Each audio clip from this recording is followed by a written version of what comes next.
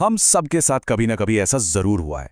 कोई बहुत जरूरी वीडियो कॉल चल रही है और वो बीच में ही बफर करने लगती है, या फिर घर के एक कमरे से दूसरे कमरे में जाते ही वाईफाई कनेक्शन ड्रॉप हो जाता है। बहुत फ्रस्ट्रेटिंग होता है ना।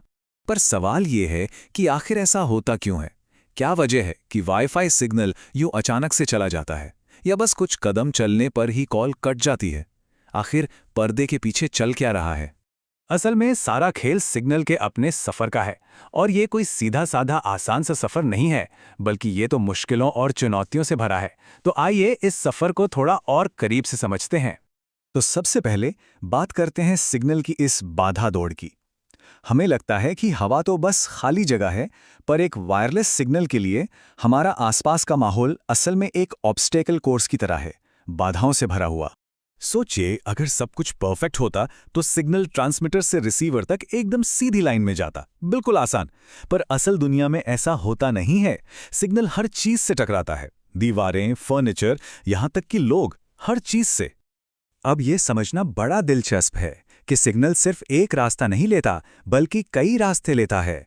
हर बार जब सिग्नल किसी दीवार या किसी भी चीज से टकराता है तो उसकी एक कॉपी, एक तरह की गूंज बन जाती है, और ये सारी गूंजें रिसीवर तक अलग अलग टाइम पर पहुंचती हैं। इसी पूरी प्रक्रिया को कहते हैं मल्टीपाथ प्रोपगेशन। लेकिन इन अलग अलग गूंजों से होता क्या है? जब ये बहुत सारी गूंजें एक साथ पहुंचती हैं तो वो असल में काफी गड़बड़ी पैदा कर सकती हैं। आइए देखते हैं कैसे। इस असर को मापने के लिए इंजीनियर्स एक टर्म इस्तेमाल करते हैं, डिले स्प्रेड।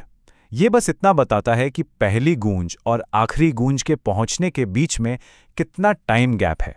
मतलब इससे पता चलता है कि सिग्नल टाइम में कितना ज्यादा फैल गया है। अब मन में ये सवाल आ सकता है कि भाई कुछ माइक्रोसेकंड की देरी से क्या ही फर्क पड़ जाएगा, ये तो पलक झपकने से भी कहीं ज्यादा तेज है। और जवाब ये है। असली दिक्कत तब होती है जब डेटा के एक हिस्से की गूंजें देर से पहुंचती हैं और वो डेटा के अगले हिस्से के ऊपर ओवरलैप हो जाती हैं, उसे करप्ट कर देती हैं। रिसीवर के लिए यह समझना मुश्किल हो जाता है कि कौन सा डेटा कब शुरू हुआ और कब खत्म। इस गड़बड़ झाले का एक टेक्निकल नाम भी है, इंटर सिंबल इंटरफेरेंस, या शॉर्ट में ISI।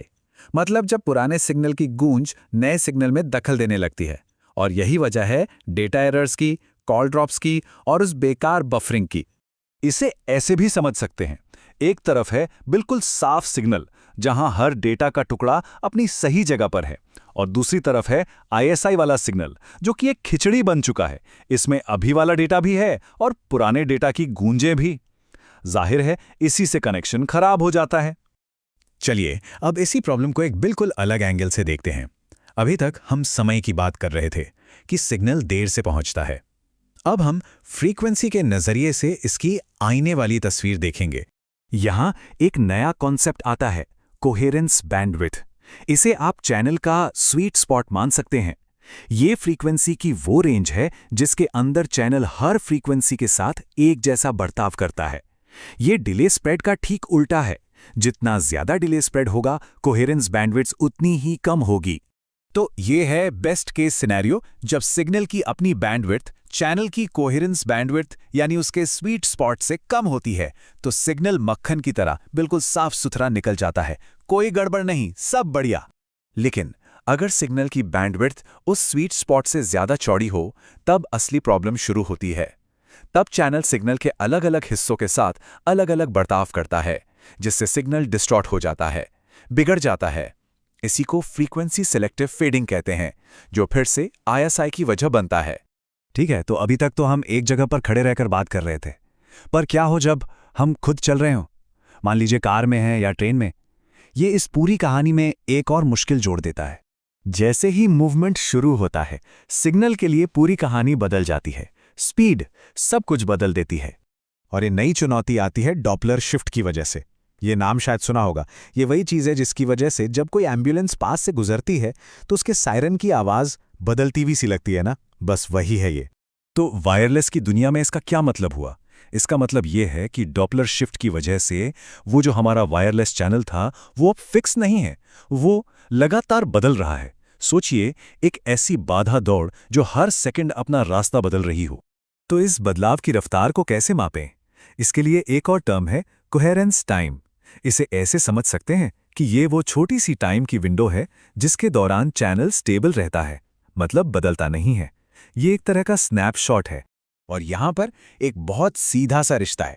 जैसे जैसे स्पीड बढ़ती है, डॉपलर शिफ्ट बढ़ता है। इससे चैनल और भी तेजी से बदलता है, और जब चैनल तेजी से बदलता है तो कोहेरेंस टाइम यानी वो स्टेबिलिटी वाली विंडो और छोटी होती जाती है। तो चलिए सब कुछ समेटते हैं। वायरलेस कम्युनिकेशन के 3 बड़े विलन हैं जिनका सिग्नल को सामना करना पड़ता है। पहला है मल्टीपाथ, जिससे सिग्नल की गूंजें बनती हैं।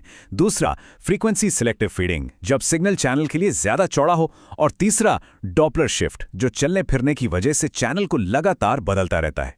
तो अब सबसे बड़ा सवाल ये उठता है कि अगर एक सिग्नल का सफर इतना मुश्किलों भरा है तो इंजीनियर्स आखिर करते क्या हैं? वो फिजिक्स के इन मुश्किल नियमों से लड़ने के लिए क्या तरकीबें अपनाते हैं ताकि हमारा कनेक्शन मजबूती से बना रहे और हमारा डेटा हम तक पहुंचता रहे?